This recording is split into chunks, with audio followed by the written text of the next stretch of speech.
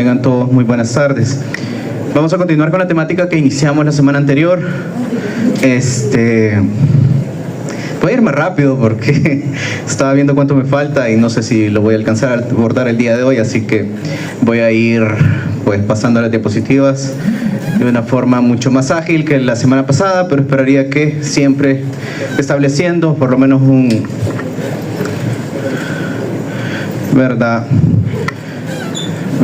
en este caso pues una velocidad que vayan entendiendo en sí la clase. Creo que aquí nos quedamos, ¿verdad? Con respecto a los artefactos, exactamente en dónde debemos de investigar y por qué debemos de investigar y cómo es que hasta cierto punto ciertas características específicas alteran el cálculo, ya sea la incidencia o la prevalencia específica de una enfermedad dentro de un entorno determinado, ¿sí?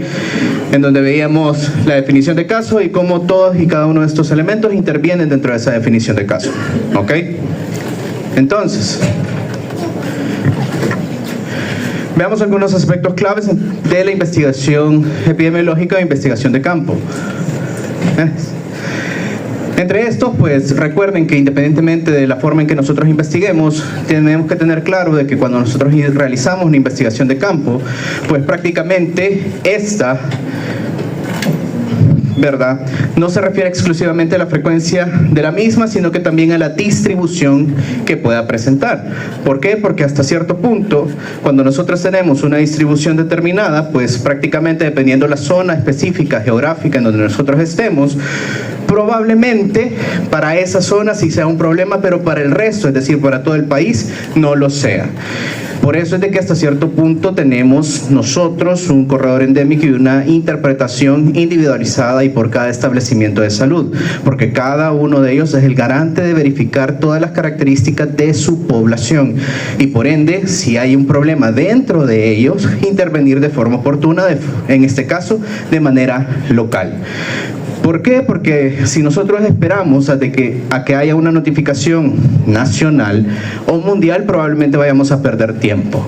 ¿Por qué? Probablemente vayamos a tener una mayor cantidad de casos y en este caso, por ejemplo, ustedes están en una población en donde el 90% de esta está siendo afectada por una enfermedad, pero imagínense que son 100 personas nada más, en comparación con los miles que somos en este caso, 6 millones en este caso en nuestro país, probablemente sea insignificante. Pero para esas 100 personas es un problema importante de salud que incluso podría establecer un parámetro de mortalidad bastante elevado. Y pues a lo largo de la historia tenemos diferentes elementos que nos han demostrado esta característica. Porque a veces cuando esperamos demasiado para poder establecer una notificación, realmente son aquellos elementos en los cuales se nos puede salir de las manos esta misma. Si lo ven también, por ejemplo, lo último que teníamos es lo de COVID. Se salió de las manos porque nunca se estableció una alerta sanitaria real e importante con respecto al resto de países. ¿Ok? Ya sabían de que había una enfermedad, en este caso, bastante grave, ¿sí? Pero según los reportes y los insumos que tenían, la OMS nunca estableció o nunca declaró pandemia, hasta que ya pues el problema era demasiado grande y probablemente muchos de los sistemas de salud no pudieron prepararse de la forma más oportuna posible. Entonces, pues para esa población, cuando inició el brote específico de COVID, pues probablemente sí era un problema importante que viéndolo desde términos del mundo, solo era en sí una enfermedad probablemente considerada aislada que posteriormente se propagó de forma diseminada, ¿verdad? Bastante generalizada. Entonces, ¿cuándo vamos a investigar? Nosotros vamos a investigar cuando tenemos estas características. La primera de ellas es que probablemente nosotros pues necesitemos establecer o contemos o estemos ante una enfermedad considerada como prioritaria. Las enfermedades prioritarias son aquellas que han tenido una alta prevalencia o incidencia en los últimos años dentro de nuestro país, o incluso son todas aquellas enfermedades que en un momento determinado pueden tener una alta patogenicidad, una alta virulencia específica, es decir, pueden propagarse de forma rápida independientemente de la cantidad de casos que nosotros tenemos en un momento específico. Y por ende, pues, por ejemplo, ahorita podríamos tener 2 casos de esa enfermedad, pero mañana ya podríamos tener 200. ¿Ok? Entonces son enfermedades prioritarias. Aparte de ello, también son aquellas enfermedades que muchas veces son enfermedades endémicas. ¿Qué quiere decir esto? Son enfermedades que se establecen como vigilancia epidemiológica. Hay enfermedades que ya sabemos que siempre se van a presentar y por lo tanto lo único que tenemos que hacer es monitorizarlas, ¿verdad? Y por ende, pues son aquellas enfermedades que sabemos que si no lo hacemos, vamos a tener un problema posterior mucho más grande del que se está presentando hasta ese momento. Aparte también vamos a empezar en sí una investigación epidemiológica cuando nosotros tenemos, como ya habíamos visto anteriormente, situaciones de epidemia o situaciones en donde los casos se están presentando de una forma anormal. ¿Sí? Entonces, pues también tenemos cuando la enfermedad parece tener una fuente común, porque muchas veces, por ejemplo, podemos tener diferentes enfermedades que nosotros vamos a empezar a tratar pacientes, van a ser, por ejemplo, pacientes con diarrea, y al final, pues, nos puede llamar la atención de por qué tantos pacientes con diarrea en un momento específico del tiempo. Tal vez dentro de la historia clínica podamos notar de que todos fueron y estuvieron en un lugar en específico, en el periodo de incubación propio de la enfermedad. Y por ende, pues así podemos establecer en dónde se originó todo el problema respectivo. También podemos establecer que cuando tenemos una enfermedad o cuando esta enfermedad parece tener una severidad mayor que el usual, cuando la enfermedad es nueva, emergente o desconocida, o en un sentido amplio en la ocurrencia de enfermedades, ¿verdad?, en donde pues la distribución y determinantes pues se presentan de una forma anormal. Prácticamente, si nosotros tenemos aquellas enfermedades en donde tenemos una gravedad mucho mayor a la esperada o que empiezan a generar complicaciones mucho más por así decirlo, comunes o mucho más frecuentes, pues ahí es en donde empezamos a investigar. Por ejemplo, también tenemos dentro de nuestro país dengue. ¿Qué pasó con dengue con respecto a la mortalidad ocasionada en menores de edad? Pues estábamos viendo de que normalmente no tendríamos que tener mortalidad por dengue, pero que habían empezado a presentarse casos de muerte. ¿Qué ocurrió ahí entonces? Probablemente había en este caso pues algún elemento en donde no podíamos controlar de forma correcta este padecimiento o que al final tenía una severidad mucho mayor que lo que nosotros considerábamos. Algo tuvo que haber pasado y por lo tanto nuestra prioridad es buscar esa causa. Y por ende pues vamos a identificar o establecer todo lo que necesitamos. Entonces, ¿cuándo es una enfermedad prioritaria? En este caso, cuando establecemos una enfermedad prioritaria, nos va a ayudar nuestro compañero para poder establecerlo, ¿verdad? Si la enfermedad es una de las señaladas en la lista de prioridades del sistema de salud, por ejemplo, debido a su alto potencial de transmisión, en especial aquellas que están bajo planes de erradicación y eliminación, así como las de declaración obligatoria, internacional y aquellas definidas como reemergentes, las situaciones de emergencia o desastre conllevan la aparición de brotes de distintas enfermedades debido a la movilización de grupos de población afectada, generalmente numerosos y en condiciones sanitarias deficientes, entre paréntesis agua, saneamiento, disposición de excretas y basura, hacinamiento, lo cual aumenta los riesgos de contraer enfermedades.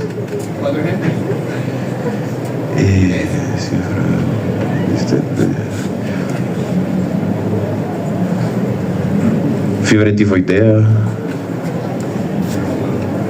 Es importante que tenemos un problema endémico, un sistema de vigilancia epidemiológica con respecto a la enfermedad. Adenovirus, diarrea por adenovirus. ¿Qué más?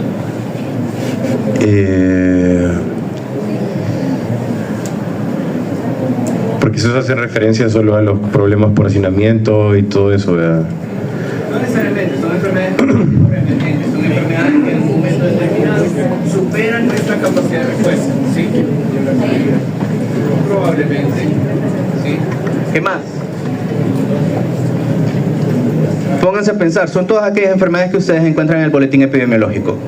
¿Ok? Son enfermedades que ustedes ya conocen.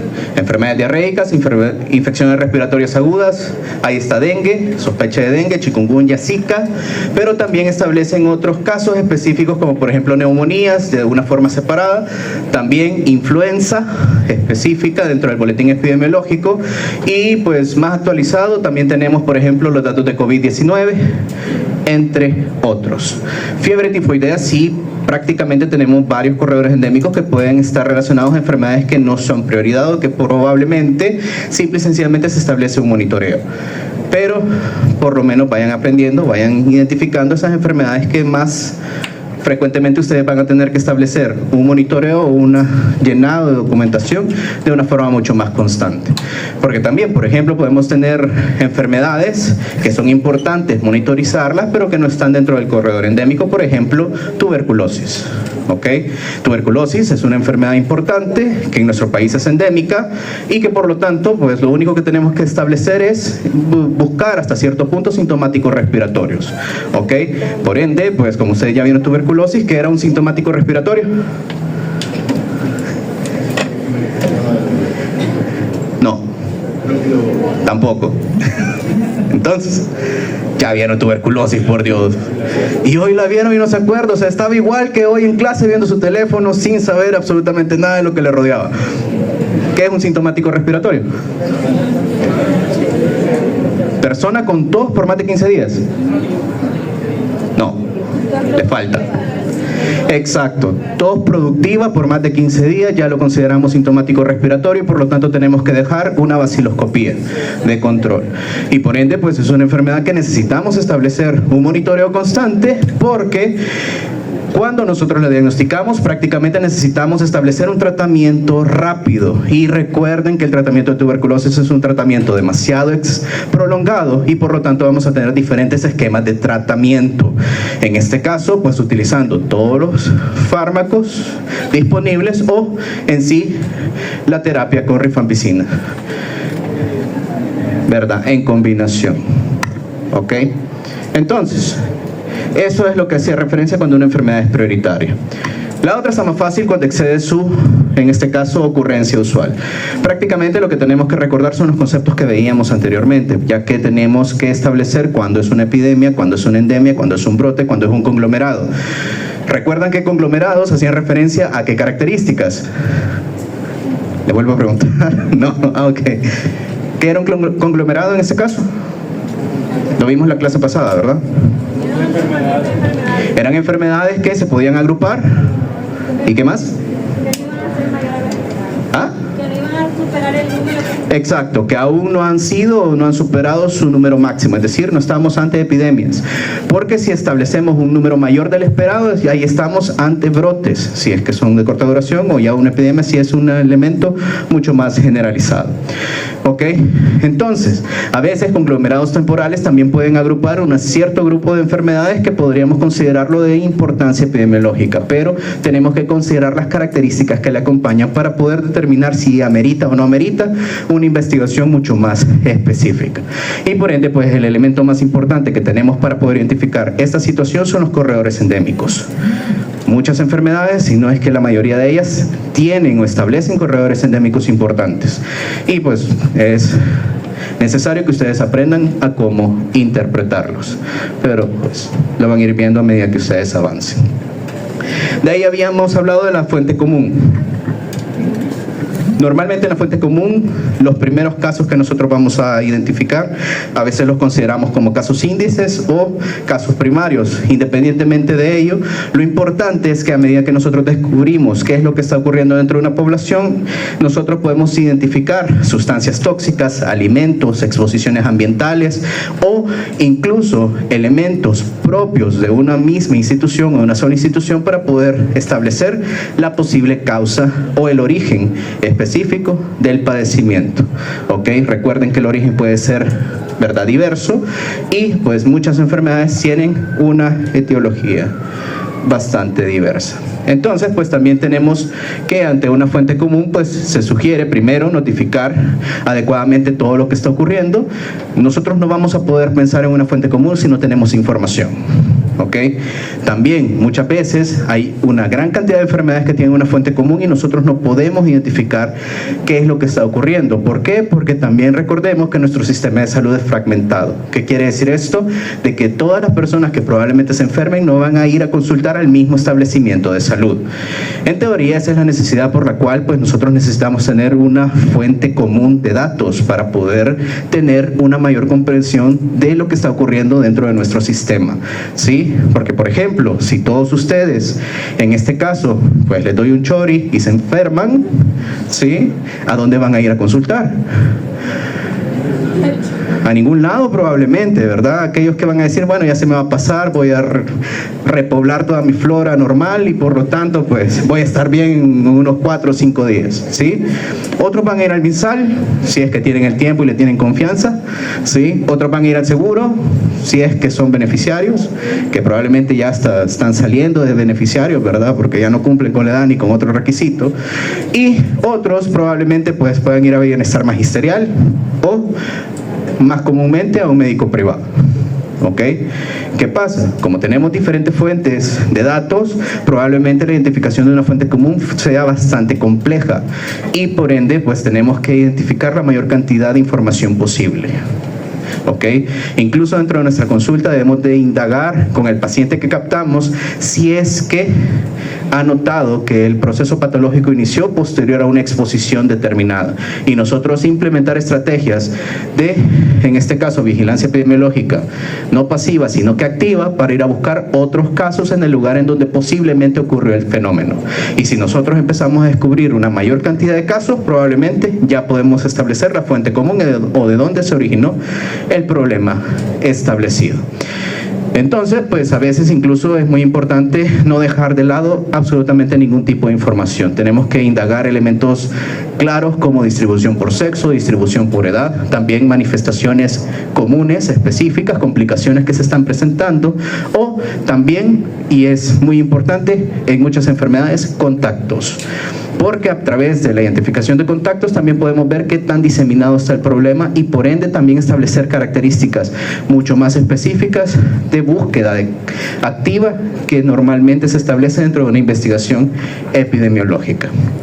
Aparte de ello, también podemos tener conglomerados especiales, es decir, ese agrupamiento inusual de casos en un espacio territorial muy circunscrito y por ende pues hacer un mapeo adecuado de la situación y notificar los casos según se vayan presentando. Muchas veces pues nosotros tal vez incluso empecemos de un solo paciente y a medida que nos acerquemos a la comunidad y empecemos a indagar qué es lo que está ocurriendo, hasta los propios chambres ayudan. ¿Ok? Porque los rumores dentro de la comunidad siempre están, ¿sí? Y siempre van a establecer, sí, es que empezaron a haber un gran montón de casos en tal sector, ¿verdad? Y nosotros tenemos que ir y verificar qué es lo que está ocurriendo en ese momento. A veces pues podemos tener eventos sociales como fiestas, reuniones cívicas, celebraciones religiosas, etcétera, que normalmente nos van a encender una alarma y por lo tanto implementar estrategias mucho más concretas. También con respecto a lo de la enfermedad que parece tener una severidad mayor, pues todas aquellas situaciones en las que la enfermedad se presenta con una gravedad mayor de lo habitual, pues tenemos que tomarlo en cuenta. Y dentro de esto probablemente el concepto de letalidad es lo más importante, ¿sí? ¿Qué es letalidad en este caso desde un punto de vista epidemiológico? ¿Qué creen? ¿Ah?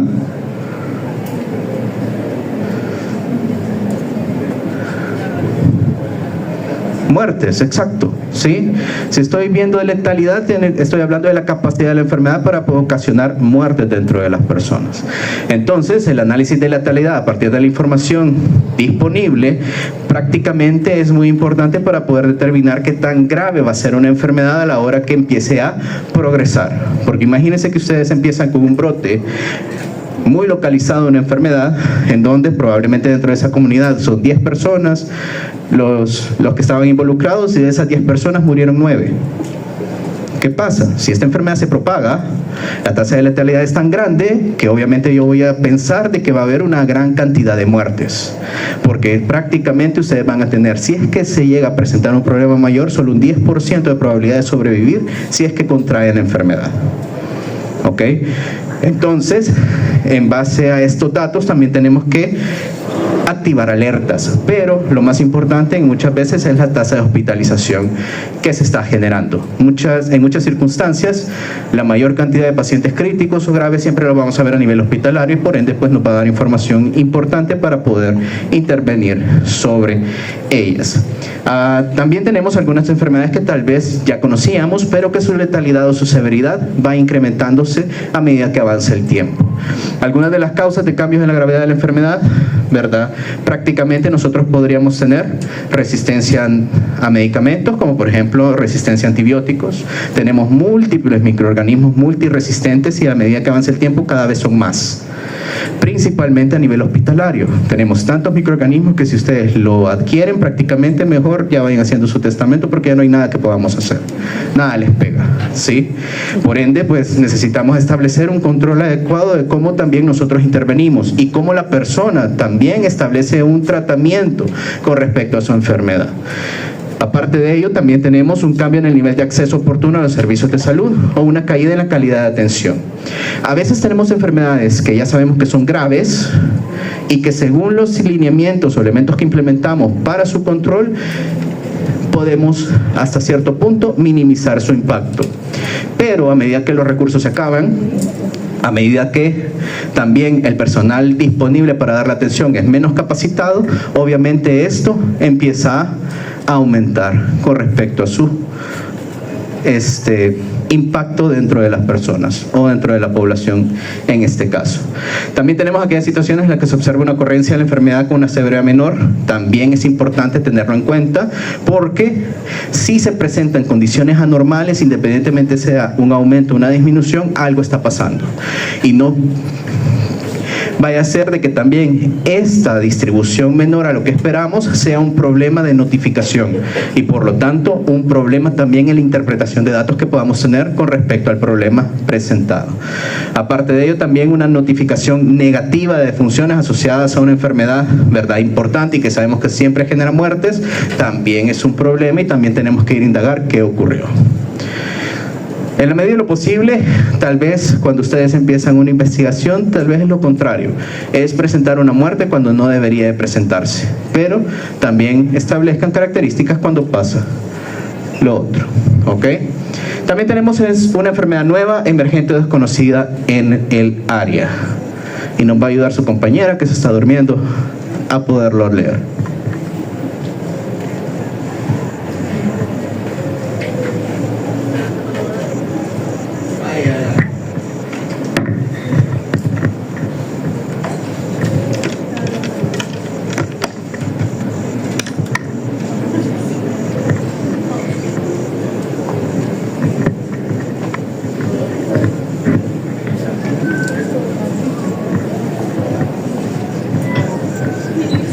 La enfermedad es nueva, emergente o desconocida en el área. La presencia probable de uno o más casos de una enfermedad que ocurre por primera vez o que hace mucho tiempo no ocurría en una zona específica. La presencia de una enfermedad cuyo cuadro clínico no es compatible con ninguna otra conocida debe ser un objeto de investigación de caso. El notable aumento en la movilidad de las personas y el incremento en el comercio de productos alimentarios han dado forma a fenómenos conocidos como la expansión de riesgos y la importación de enfermedades. Aquí se hacen especialmente necesarios equipos locales de salud entrenados en la investigación de epidemiología de campo y listos para la acción de la salud pública. ¿El dengue podría ser considerado uno de esos? No. ¿Sí o no?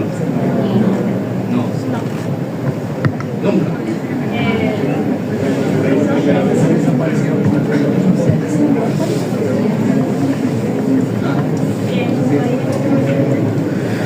Exacto. Si tenemos el dengue en nuestro país, nunca va a ser una de esas, ¿verdad?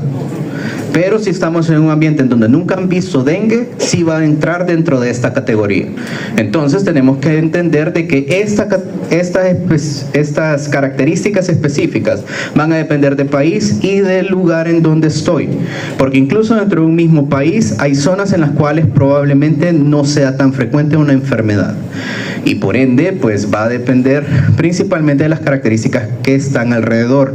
Y probablemente, pues, si se llega a presentar un caso que no debería estar ahí, tenemos que buscar de dónde vino. Si la enfermedad hace más de 25 años. Probablemente como una enfermedad emergente. ¿sí? Emergente también quiere decir de que repuntó y volvió a presentarse, algo que en teoría considerábamos como ya controlado, ya erradicado, probablemente empezó a aumentar su incidencia o su prevalencia de forma anormal. ¿Ok? Pero pues todo dependerá de qué es lo que ha estado ocurriendo con respecto a ese lugar en los últimos años, en el último tiempo. ¿Ok?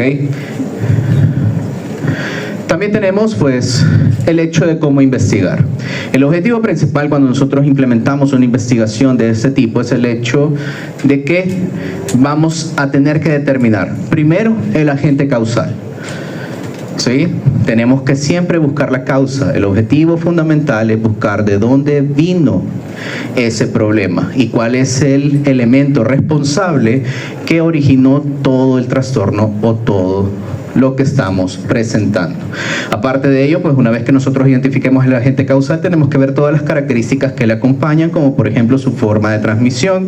También tenemos que establecer de dónde provino ese agente causal y, dependiendo el tipo de agente, también buscar aquellos grupos vulnerables. Recuerden que cada una de las enfermedades infecciosas son diferentes y por ende pues también dependiendo características específicas como extremos de la vida o problemas a nivel inmunitario, pues así es como nosotros vamos a estar mucho más propensos a morir si es que adquirimos cierto microorganismo. Y por ende pues también esos factores de riesgo de identificación inmediata son trascendentales y por ende pues es un proceso ordenado la investigación de brote para poder identificar lo que tenemos disponible.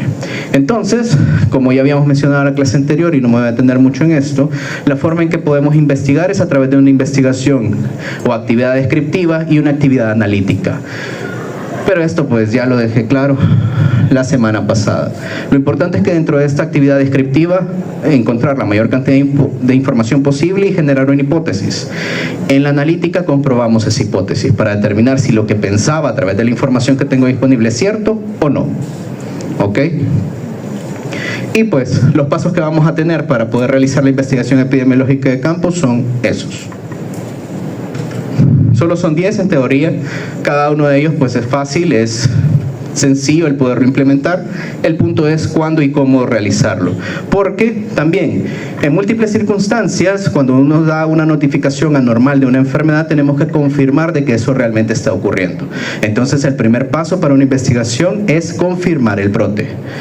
Hay veces en las cuales pues una falta de capacitación del personal médico, un error a la hora de notificación o un error a la hora del diagnóstico puede generar un problema mucho más grande desde un punto de vista epidemiológico. ¿Ok? Entonces, si ustedes, por ejemplo, creen, piensan y consideran de que se está presentando una enfermedad, tienen que establecer una prueba confirmatoria acorde a esto para confirmar que realmente está esa enfermedad presente dentro de la población.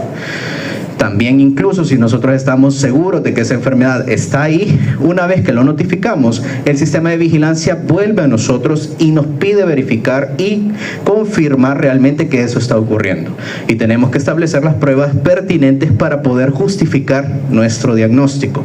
Y solo de esa forma pues vamos a poder continuar con el proceso de investigación.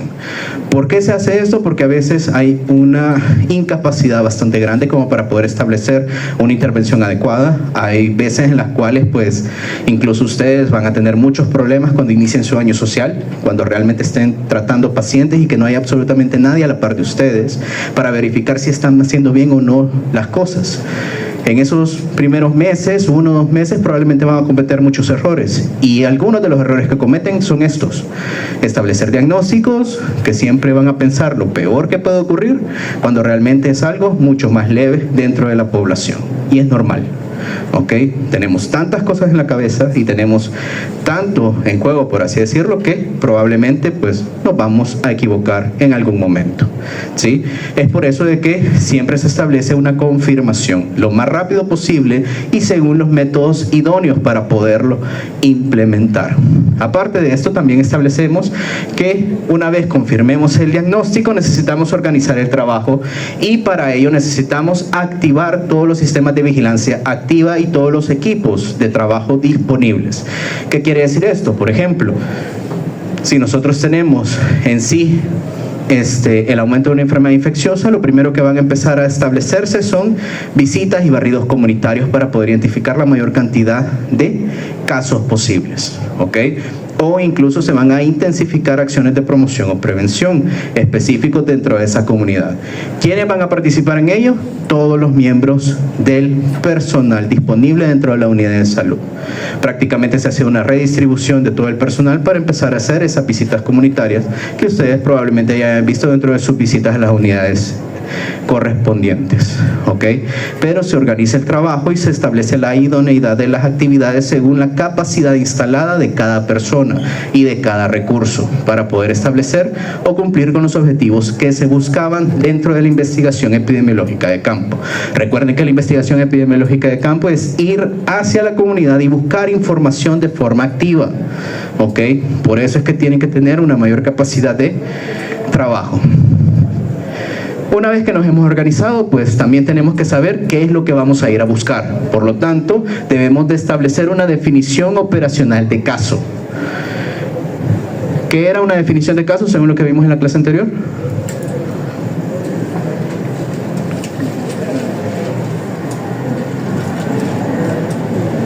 Y eran aquellos elementos, lo vimos en la última diapositiva de artefactos, características que nos ayudaban a nosotros a poder confirmar que realmente era la enfermedad que nosotros estábamos pensando, ¿verdad?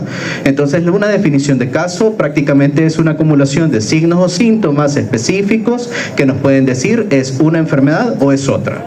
Y que por lo tanto, ante la presencia de esos signos o síntomas mínimos, nosotros podemos decir es dengue, es chikungunya, es Zika, es COVID o es cualquier enfermedad que nosotros estemos buscando.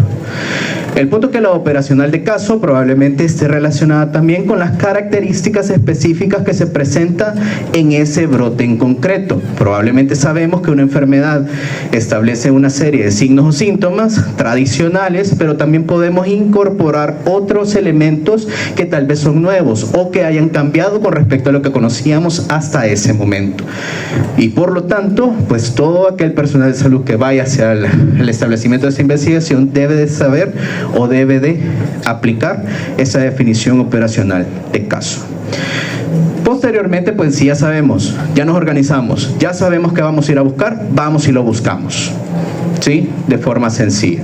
Porque realizamos una búsqueda activa de casos, que todas aquellas personas dentro de una comunidad que cumplan con lo que está arriba, ¿sí?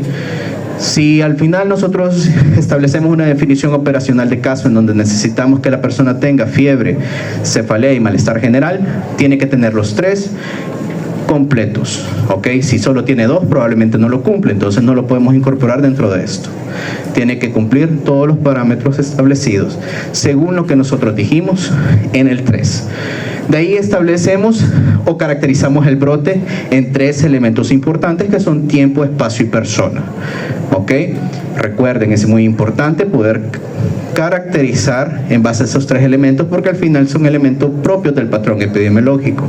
Quiere decir de que en dependencia de el momento en el que nosotros investiguemos, así va a ser también la gravedad y así también va a ser nuestra interpretación. Yo les mencionaba, es muy diferente establecer, por ejemplo, características en época seca o en época lluviosa. Son elementos distintos a tomar en cuenta y por lo tanto también interpretar lo que estamos obteniendo. También tenemos que establecer una línea de tiempo específica para poder determinar cuándo inició el problema y todo aquel que está dentro de ese periodo de tiempo y probablemente también dentro de un espacio común, probablemente tengamos que irlo a buscar de forma activa para ver si cumple con la definición de caso y por lo tanto establecerlo dentro de nuestro reporte. ¿Ok? Y pues también ver cómo esta enfermedad se propaga.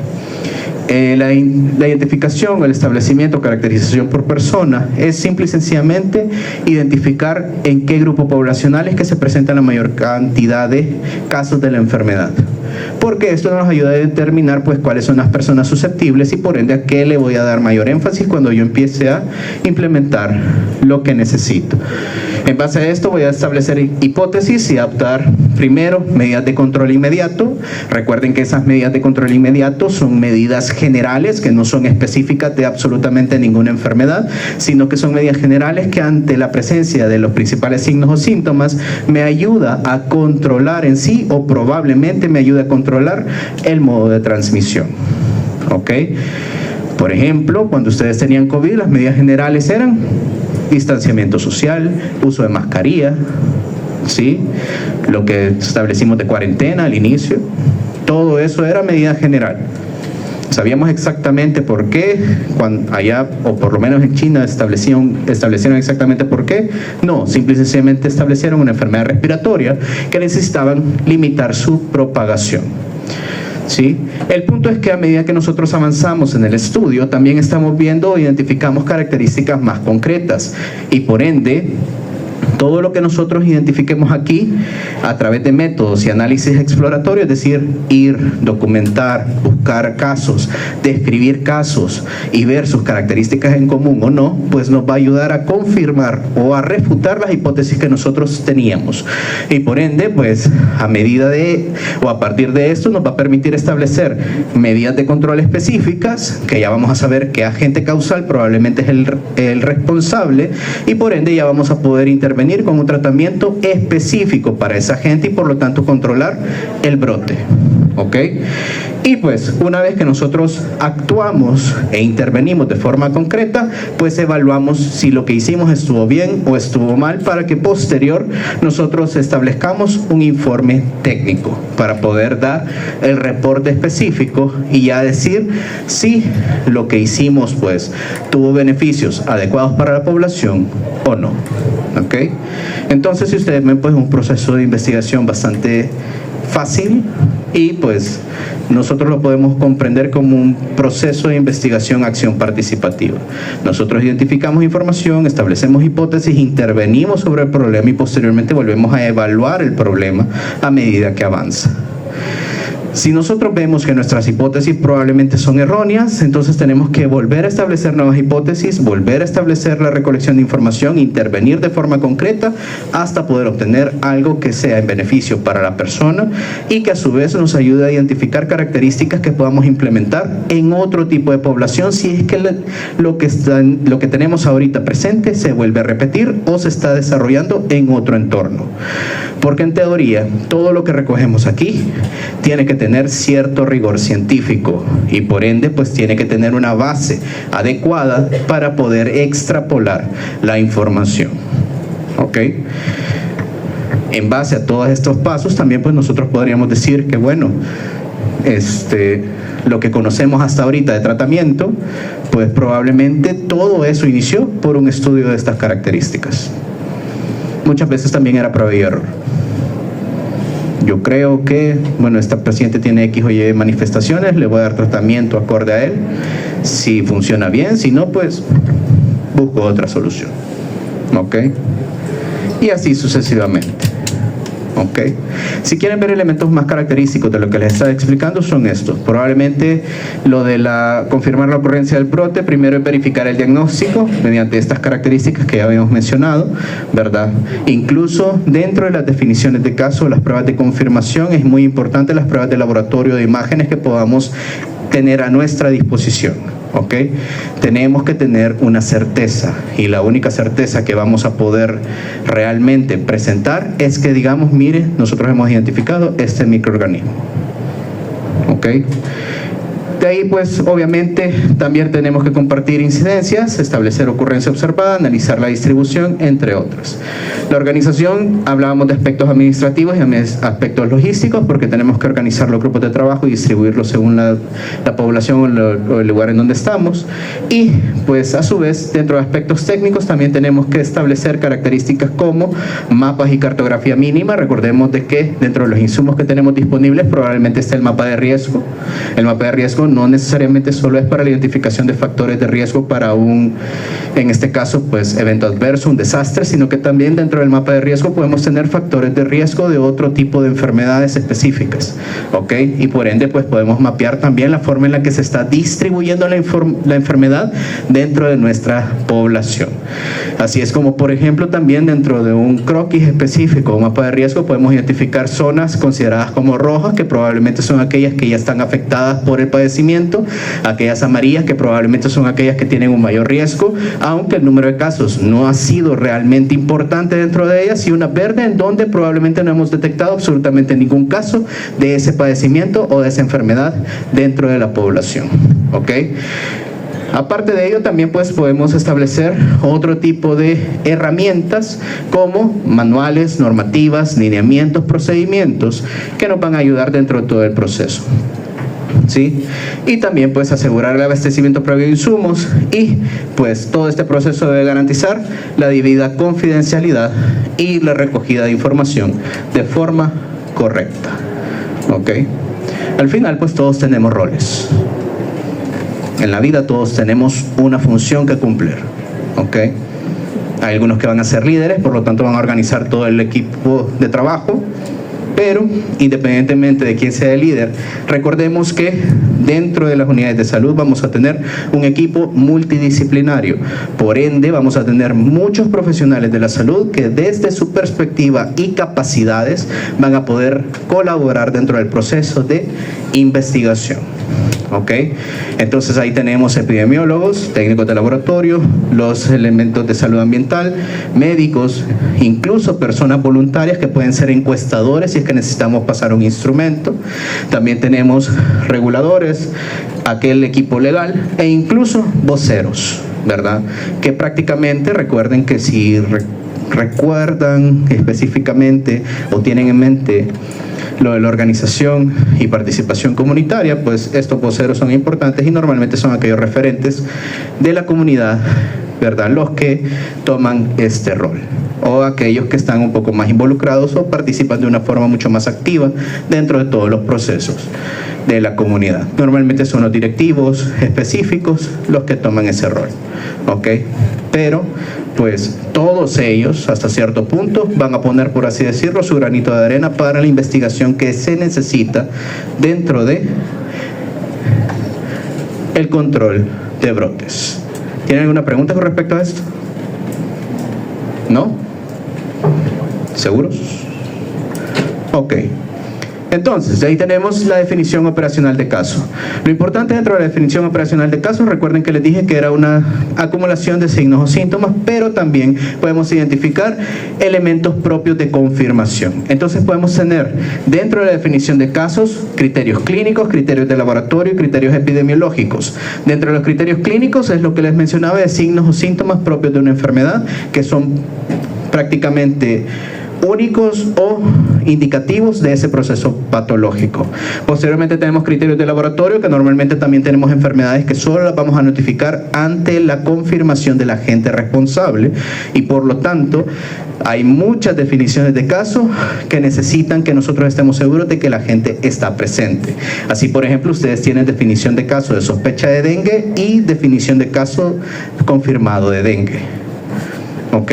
La definición de caso confirmado de dengue es toda aquella persona que ya se le haya hecho una prueba confirmatoria y que tenga o el resultado haya sido positivo, por ejemplo. Y esa es una definición de esa enfermedad correspondiente. ¿Sí? Y de ahí los criterios epidemiológicos, pues son todos aquellos del entorno que pueden ayudarnos también a comprender un fenómeno o a identificar un fenómeno. Entonces, dentro de los criterios epidemiológicos, nosotros podemos incluir dentro de esto, por ejemplo, una distribución de los casos en función de tiempo, espacio y persona, también elementos propios de la gente, del huésped o del ambiente, o incluso podemos establecer criterios de inclusión o exclusión en relación al periodo de incubación que esta enfermedad presenta. ¿Sí? Por ejemplo, si nosotros tenemos en este caso, o digamos que ustedes buscan la definición de caso de fiebre amarilla, probablemente dentro de esa definición de caso, uno de los elementos importantes es que sea una persona que haya viajado a un país en donde la enfermedad esté, teniendo en cuenta de que dentro de nuestro territorio pues no es que la vamos a adquirir de forma pues común, por así decirlo, dentro del mismo. ¿Ok? Entonces son criterios epidemiológicos que también, si no se cumplen, no podemos establecer en sí la confirmación o el pensar de que esa enfermedad sea la responsable del proceso o del brote que estamos tratando de investigar. ¿Ok? Entonces los criterios clínicos y epidemiológicos de laboratorio son referidos anteriormente, son usados ahora no solo para definir casos, sino que también para especificar categorías de casos. Entonces, de definiciones de casos nosotros vamos a poder establecer todos estos: caso sospechoso, caso confirmado, caso probable. Ese caso probable es el que dice, mire, esto no tiene la gente, pero es que yo creo que eso es verdad. O sea, me juego todo si quieren que eso es, aunque no tengo cómo confirmarlo, pero yo sé que es esa enfermedad. Sintomático o asintomático también podemos establecer en base a un paciente que ya sabemos que tiene una enfermedad, pero que tenemos que determinar si tiene o no tiene manifestaciones de la misma. ¿Cuál es la diferencia entre que sea probable? Entre estos dos, el punto es que el sospechoso es aquel cúmulo de sintomatología que probablemente me haga pensar en una enfermedad en concreto, pero que hasta cierto punto yo digo, sí, puede ser, pero puede ser cualquier otra cosa. ¿Ok? Por ejemplo, si ven el caso, la más común que siempre les hablo es dengue, es fiebre más 2 signos o síntomas. Pero yo puedo tener fiebre más malestar general más el otro y puede ser cualquier otra cosa, ¿verdad? Simple y sencillamente me dice de que, bueno, si presenta esos 3, tómelo como sospecha de dengue, déjelo como sospecha de dengue, allá por el 6º día le da la prueba confirmatoria, al final va a decir con la prueba si era o no era. ¿Ok? Si era bien, si no, pues, le di tratamiento. ¿Ok? Solo lo monitoreé, no hubo mortalidad, todos estamos felices. ¿Qué era? A saber. Sí, pero dengue no. ¿Ok? El probable es aquel en donde yo ya tengo una certeza clara a través de manifestaciones o pruebas de laboratorio que no son confirmatorias, pero que sí son signos muy característicos de un proceso patológico. Por ejemplo, yo puedo tener un caso de tuberculosis en donde las baciloscopías me estén saliendo negativas, pero que tenga todos los signos y síntomas y exámenes acompañantes que me dicen es tuberculosis, pero que no he podido establecer una baciloscopía positiva y por lo tanto no identifiqué el microorganismo. Pero yo estoy seguro que es tuberculosis. ¿Qué hago con él? Empiezo tratamiento. Probablemente después voy a poder confirmar el diagnóstico, pero mejor lo inicio. Probable, sospechoso. ¿Ok? De ahí tenemos sintomático, asintomático, y también relacionado o no relacionado con el brote, y también el no caso. No tiene nada que ver con lo que estoy buscando, ¿verdad? ¿Sí? Estoy buscando diarrea y de repente viene alguien mucoso. No, ¿verdad? ¿Ok? Entonces, pues así podemos establecer también ciertas diferenciaciones con respecto a procesos patológicos. Porque a pesar de que nosotros tenemos signos o síntomas similares, se ha demostrado de que el aparecimiento, el orden en el que se presentan y la intensidad de estos me pueden llevar a pensar en una enfermedad o en otra. Dengue, chikungunya y Zika son una de estas enfermedades. Todas tienen exactamente la misma sintomatología, solo que algunas presentan un signo o síntoma más que otro. Algunas dan secuelas más que otras. Y por lo tanto, pues solo tenemos que establecer cómo es que se presenta. Y pues también a través de investigaciones de campo podemos ver cuál es aquel signo o síntoma más predominante, y normalmente cuando estamos estableciendo definiciones de caso, aquellos que se presentan más son los que vamos a tomar como principales para poder establecer esa definición de caso. ¿Sí? Probablemente una enfermedad me puede establecer 20 signos o síntomas. Si yo veo la frecuencia de ocurrencia de cada uno de ellos, yo no voy a buscar el último. ¿Sí? Aquel que se presenta en el 1% de los casos diagnosticados de la enfermedad, no lo voy a poner ahí, ¿verdad? Voy a poner el que va a ser más común con respecto a ese proceso. ¿Sí? Y así pues tenemos diferentes características. ¿Ok? Y pues, dependiendo de lo que podamos encontrar. Entonces, en la fase inicial siempre vamos a tener que establecer esa definición de caso lo más completa posible, y en su fase avanzada prácticamente esa definición de caso va a evolucionar también. ¿Ok? Hay muchas definiciones de caso que cuando iniciamos un proceso de investigación son bastante generales y van a abarcar a una alta cantidad de patologías. Pero a medida que conocemos cada vez más el proceso patológico, vamos siendo más concretos y específicos con respecto a lo que buscamos. Vuelvo a COVID. Antes, al inicio todo era COVID. Si tiene mucosera era COVID. ¿Sí? Malestar general es COVID. Estornudó es COVID. ¿Sí? Entonces, si ustedes ven los reportes epidemiológicos en toda la pandemia, prácticamente se podría decir de que la cantidad de casos sospechosos de COVID eran increíblemente altos. Pero vean los casos de infección respiratoria aguda, gripes, neumonías, etcétera, prácticamente no había notificaciones. ¿Por qué?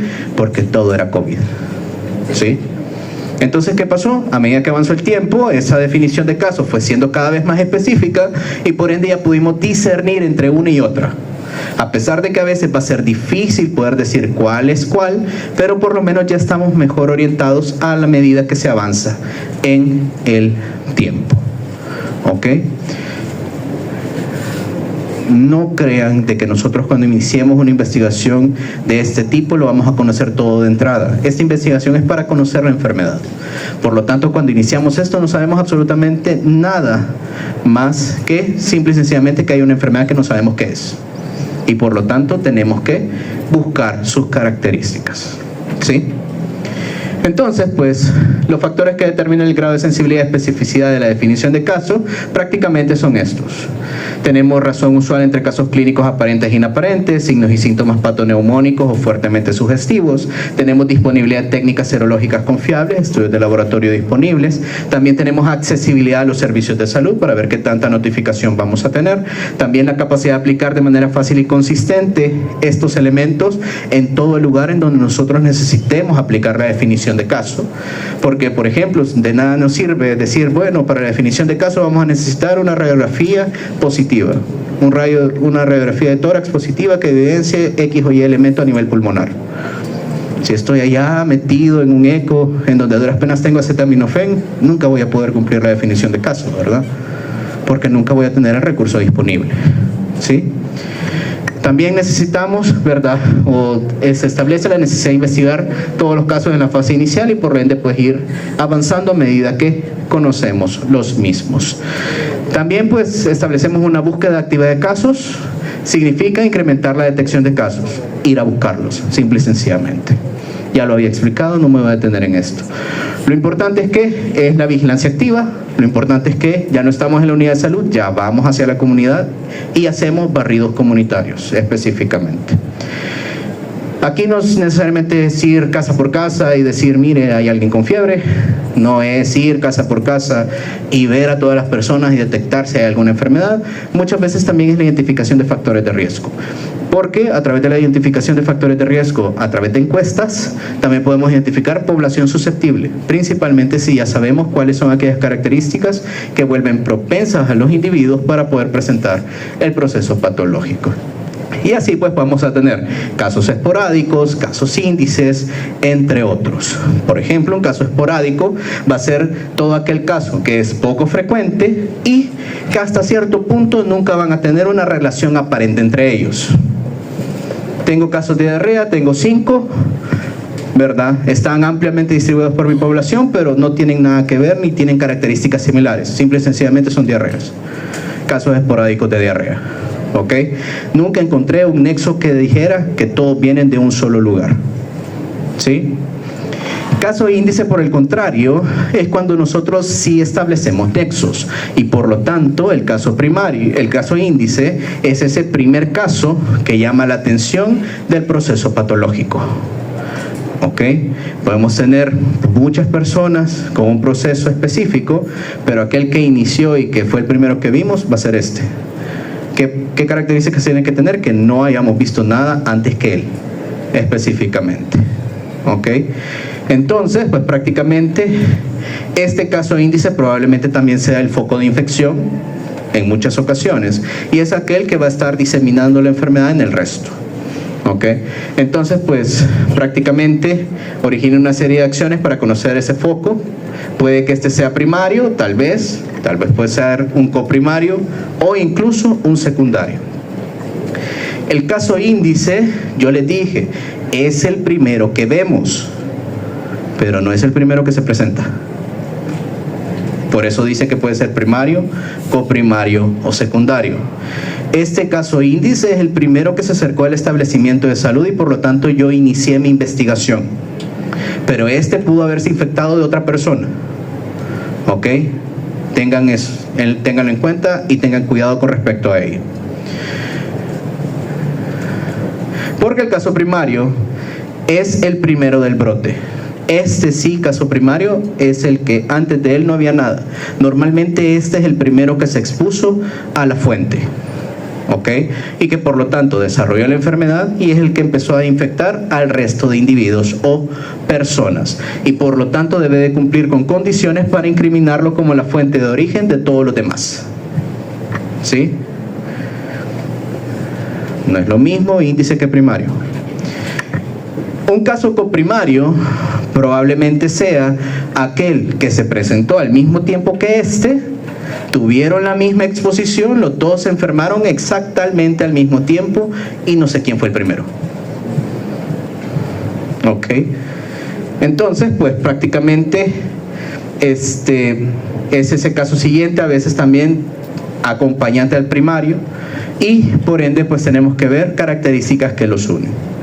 Y secundario pues prácticamente es aquel que inició después del periodo de exposición del caso primario. Este es un contacto de un caso primario y por ende pues en algunos casos puede incluso demostrarse la identidad bacteriológica o microbiológica del mismo. ¿Sí? Entonces caso índice, caso primario, coprimario, secundario. El coprimario, el problema es que a veces dice acompañante del primario, pero vuelvo y repito, como está dentro del mismo periodo de incubación, no sabemos cuál se infectó primero, entonces no sabemos cuál es el primero. Esa es la diferencia, por favor no se vayan a confundir. ¿Ok? Apréndanse todo eso, ¿verdad? Sí. Porque pues muchos de los conceptos involucrados dentro de estos casos también pues está involucrado, por ejemplo, el concepto de contagiosidad, que es esa aptitud que tiene el agente patógeno para propagarse y se expresa por la tasa de ataque y la tasa de ataque secundaria. Ok, la tasa de ataque es aquel elemento que me ayuda a determinar qué tanto puede afectar un microorganismo en el lugar en donde inició todo el proceso. Es decir, de que tenemos una fuente común y necesito ver qué tanto afectó esa fuente común a las personas. Por ejemplo, yo puedo tener ahorita un brote de gripe con ustedes. Yo sé que el foco está aquí, alguien está enfermo y alguien enfermó a los demás y por lo tanto todos ustedes hasta cierto punto van a empezar, o yo puedo identificar la tasa de ataque, en donde lo único que voy a determinar es el número de enfermos que tengo disponibles entre el número total de personas susceptibles y eso lo voy a multiplicar por 100 porque se expresa en porcentaje. Entonces, si quiero determinar la tasa de ataque de ustedes, teniendo en consideración de que son aproximadamente 140 estudiantes, digamos de que de estos 140 se enferman 20, solo tendrían que dividir 20 entre 140 y lo multiplican por 100 para determinar la tasa de ataque. ¿Ok? La tasa de ataque secundario ya no es con ustedes, son con todos sus familiares. La tasa de ataque secundario lo que voy a determinar son casos secundarios. Recuerden que eran contactos específicos de un caso primario y un caso primario son todos aquellos que se expusieron a la fuente y que desarrollaron enfermedad a través de esa fuente. O sea, ustedes. Todos sus familiares, hermanos, hermanas, ¿verdad? Etcétera, novios si quiere o novias, también entran dentro de esto, han sido contactos de ustedes. Ustedes se van a enfermar, van a desarrollar la enfermedad y ellos, por ponerse en contacto con ustedes, se van a enfermar también. Entonces lo que voy a determinar es cuántas de estas personas que tuvieron contacto con ustedes se enfermaron y lo voy a dividir entre el número total de personas susceptibles, que es la cantidad de personas que en teoría ustedes van a tener exposición con. ¿Sí? Entonces, ¿qué tendría que hacer? Determinar cuántas personas hay en cada uno de sus hogares. Y ese sería mi denominador, teniendo en cuenta que ustedes no forman parte de él porque ustedes ya están enfermos. ¿Ok? Eso sería la tasa de ataque secundario. ¿Sí? Normalmente se va a relacionar más con qué tan grave va a ser un proceso patológico, qué tanta muerte va a poder producir un proceso patológico. Se va a relacionar más con el hecho de qué tanto se va a poder propagar ese proceso patológico. ¿Ok? Y por ende, pues así vamos a ir estableciendo sus características. Porque también tenemos la patogenicidad, que es la aptitud que posee la gente para generar enfermedad, ¿verdad? Y por lo tanto, pues así tenemos agentes patógenos por excelencia, como el meningococo, y otros que pues son potencialmente patógenos. Lo importante es que la patogenicidad siempre la vamos a calcular de esta forma. Vamos a tener el número de personas con una enfermedad clínica y el número total de susceptibles expuestos, y siempre multiplicado por 100. Es un porcentaje. ¿Ok? Tiene mucho que ver con la anterior. El punto es cuándo incluir a una persona dentro de estos cálculos, ¿verdad? Y por ende, pues para eso necesitan saber todo el proceso, la etapa dinámica de la enfermedad, que ya lo vieron en microbiología.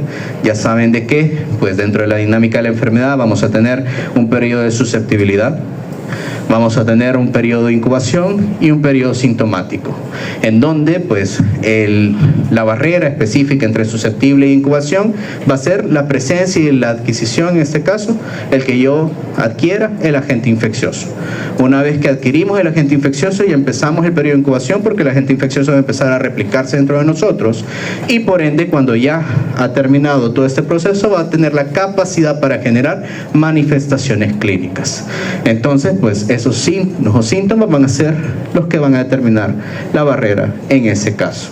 Y pues a medida que avanza la enfermedad, a través del tiempo, pues vamos a tener diferentes puntos de llegada, en donde siempre vamos a tener, por ejemplo, el fin de una enfermedad, que puede ser la curación, la muerte, secuelas, ¿verdad? Estado de portador, inmunidad, entre otros.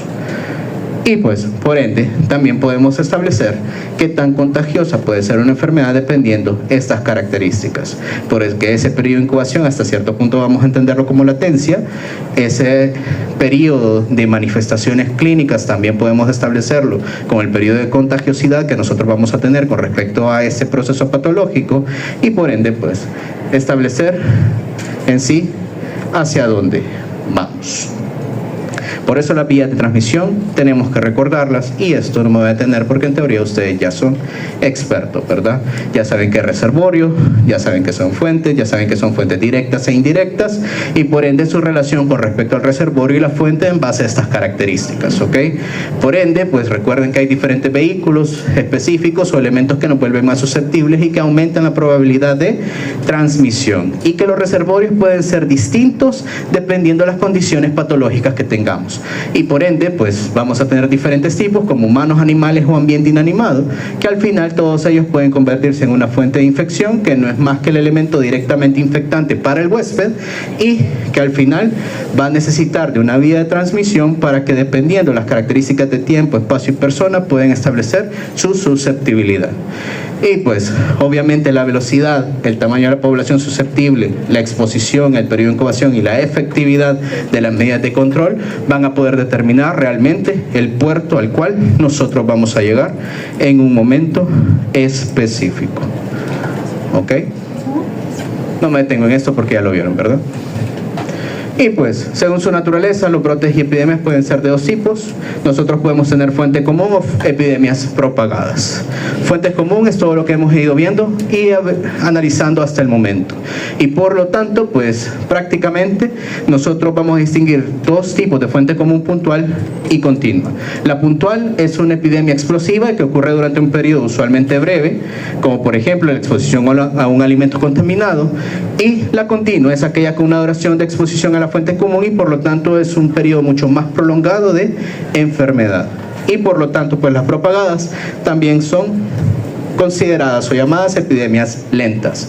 Van poco a poco, pero se van diseminando cada vez más. Y normalmente el elemento más importante es la transmisión que nosotros vamos a tener de persona a persona. ¿Ok? Y así pues podemos tomar decisiones. ¿ok? Porque pues en base a los datos disponibles podemos sacar medias, medianas, ¿verdad? Entre otros elementos estadísticos que nos ayuden a determinar qué hacer con respecto a un proceso patológico. Y saben que dependiendo el momento de exposición y todo lo que conocemos de la transmisibilidad, patogenicidad y contagiosidad de una enfermedad, así también podemos establecer el periodo en donde fue más probable en que nosotros adquirimos esa enfermedad. Y por lo tanto también podríamos establecer un rango de amplitud específico que nos va a determinar incluso qué población va a estar en riesgo dependiendo quiénes estuvieron en ese periodo concreto en donde yo voy a considerar de riesgo para el proceso patológico que yo estoy evaluando. ¿Ok? Entonces, pues, así se utilizan los mapas específicos.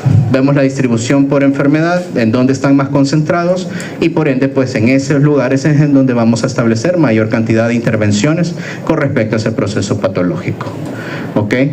Y pues, al final, estas hipótesis se necesita información médica general, epidemiológica descriptiva para poderlas establecer. Lo importante es que establezcamos el qué está pasando, cuándo está pasando, dónde está pasando y quiénes son los principalmente afectados. ¿Ok? Porque pues tenemos esto, ¿sí? Y se recuerdan a qué hace referencia, ¿verdad? Ya lo vieron en transmisibles, se esperaría que no tengan problemas a la hora de interpretarlo. ¿Ok? ¿A qué se refería esto?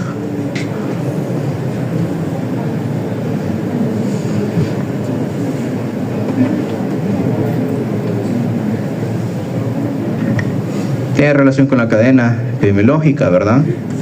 Sí, en donde tenemos una fuente, tenemos un agente, una vía, ¿verdad?, de transmisión, en este caso una puerta de salida, ¿verdad?, una vía de transmisión específica, una puerta de entrada y posteriormente un huésped susceptible.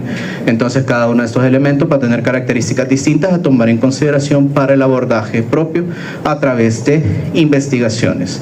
Y el punto es que cada uno de ellos va a ser diferente, porque cada uno de ellos vamos a tener que tomar en cuenta características tanto biológicas, ambientales, sociales, entre otras, para poder intervenir de forma oportuna.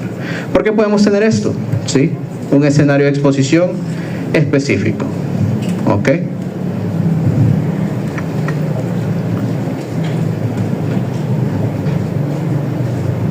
¿Cómo interpretan esto? Entonces, según lo que estábamos estableciendo.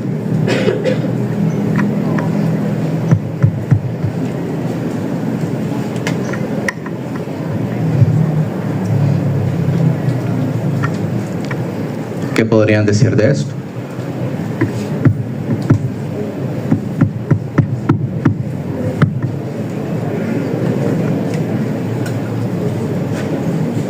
Sí, es un proceso de contaminación específico. ¿Ok?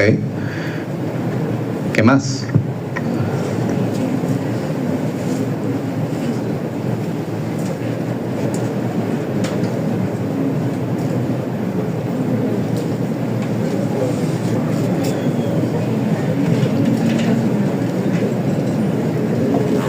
Ajá.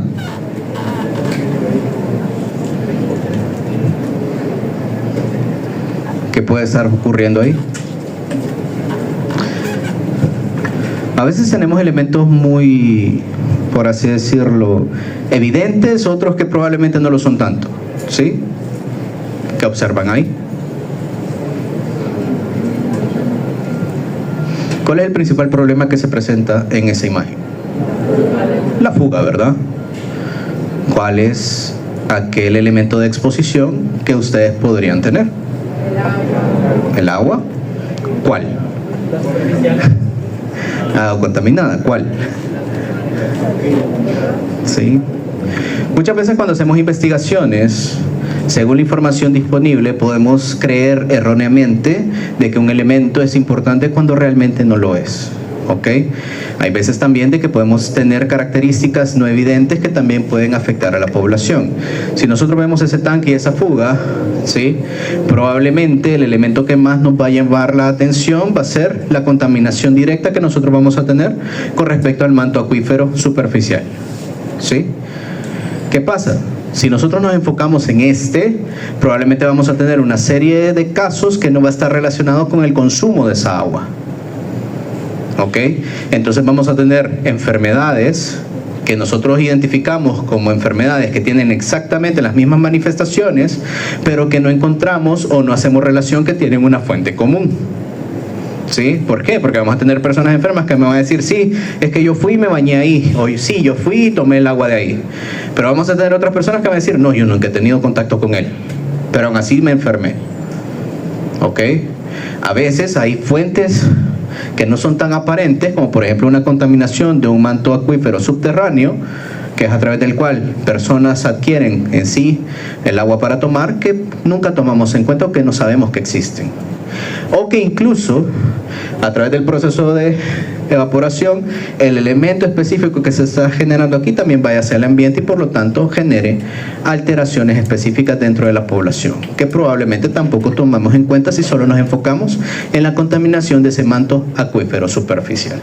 Entonces esos puntos de contacto con respecto a la población pueden ser distintos, ¿ok? Pueden ser diversos. Y pues, por eso es importante generar una hipótesis adecuada, en base a fuente, modo y exposición, para que al final nosotros podamos establecer medidas de control. Todo lo que yo quiera hacer con respecto a la hipótesis de que este es el problema, probablemente no va a tener resultados correctos. ¿Por qué? Porque probablemente el principal problema va a ser el manto acuífero subterráneo. Entonces las medidas de control inicial probablemente no van a ser las adecuadas, ¿ok?